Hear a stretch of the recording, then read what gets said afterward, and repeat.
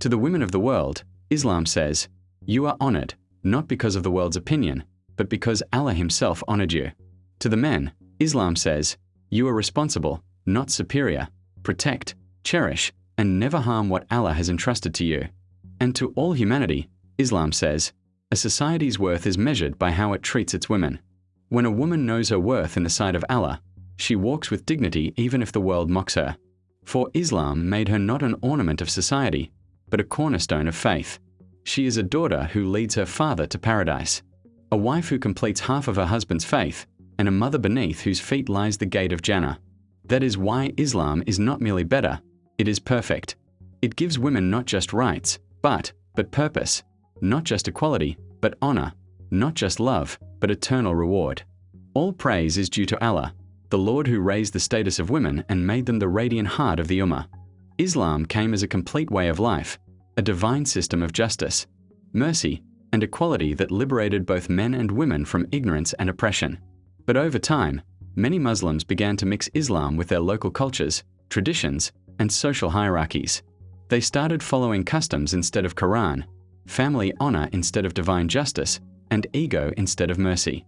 The result is a tragic reality where, though Islam honors women, many Muslim societies today dishonor them, not by the command of Allah, but by the habits of ignorance that the Prophet came to destroy.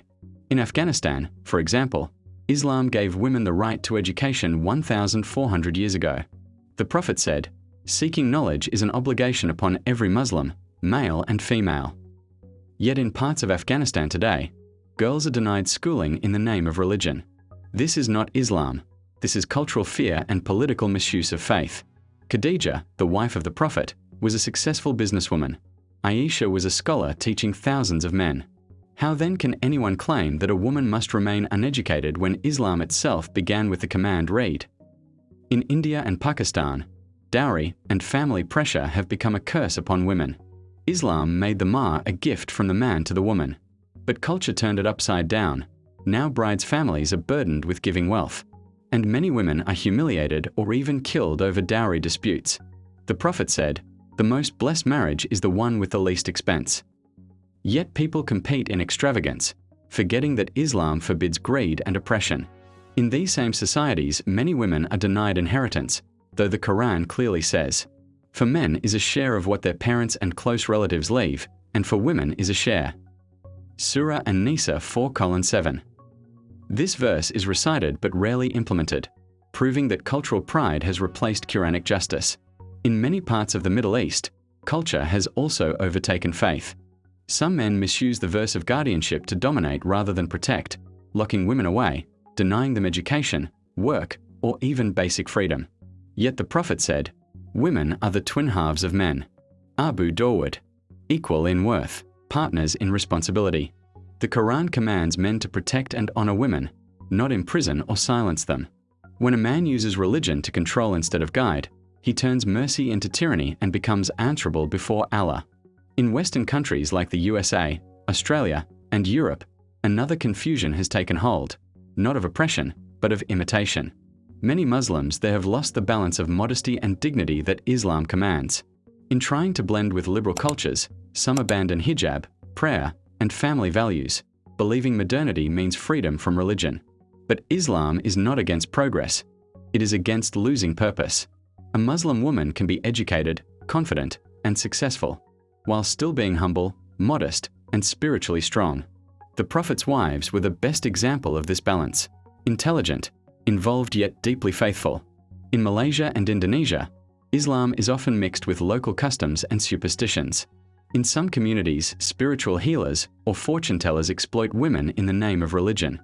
Or traditions restrict women's roles even when the Quran grants them more. Islam honors cultural diversity, but only when it doesn't contradict divine law.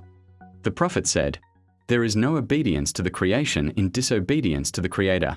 Any tradition that limits a woman's right to learn, to inherit, to speak, or to be safe is not Islam. In Japan and Korea, where Islam is growing, some Muslim families carry imported cultural attitudes instead of showing the true beauty of Islam. Women converts are sometimes pressured to follow strict cultural practices unrelated to the Quran, like specific dress codes or social isolation, while what Islam actually commands is modesty, not misery. faith, not fear. The Prophet said, "Make things easy and do not make them difficult. Give glad tidings and do not turn people away." Bukhari. The message of Islam is gentle, not harsh. In parts of Africa, women suffer from harmful tribal customs such as forced marriages or female mutilation, acts falsely justified by culture, not religion. Islam never sanctioned such harm. The Prophet said, "There should be neither harm nor reciprocating harm." He taught compassion even in small matters. How then can Islam allow permanent injury or forced submission? Yet because culture has been mistaken for faith, many injustices continue, and Islam is blamed for crimes it never permitted. Even among Muslims living in the West, domestic violence and male superiority are often justified using religion, but this is falsehood. The Prophet never struck a woman or a servant. He said, "The best of you are those who are best to their wives." When women came to him complaining of abuse, he condemned the men and said, "Those are not the best among you."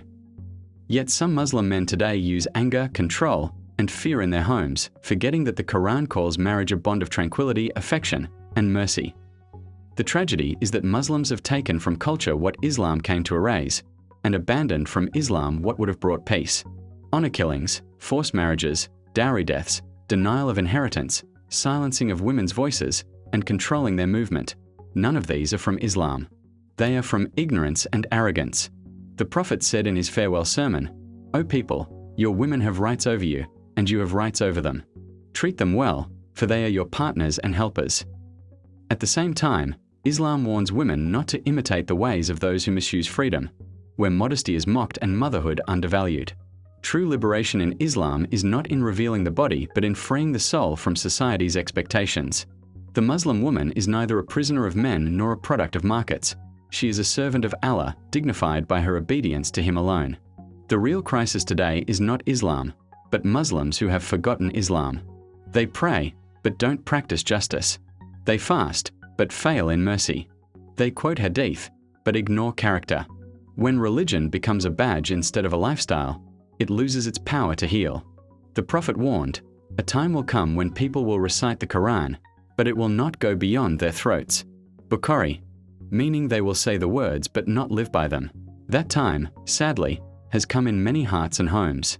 The solution is to return to the Quran and Sunnah, to separate Islam from culture, to teach men that strength means protection, not control, to teach women that dignity means faith, not imitation, to remind families that mercy is the foundation of faith, and to rebuild societies where justice for women is not seen as modern, but as Islamic. From the mountains of Afghanistan to the streets of Sydney, from the markets of Karachi to the offices of London, from the villages of Africa to the cities of Japan, the message of Islam remains the same. Fear Allah in your treatment of women, for they are a trust from Him. Until we live by that command, we will continue to dishonor the very religion that came to honor us. May Allah guide the men of this ummah to the mercy of the Prophet, and the women to the strength of Khadija and Fatima. May He purify our cultures from ignorance and return us to the light of Islam, where justice, compassion, and faith walk hand in hand.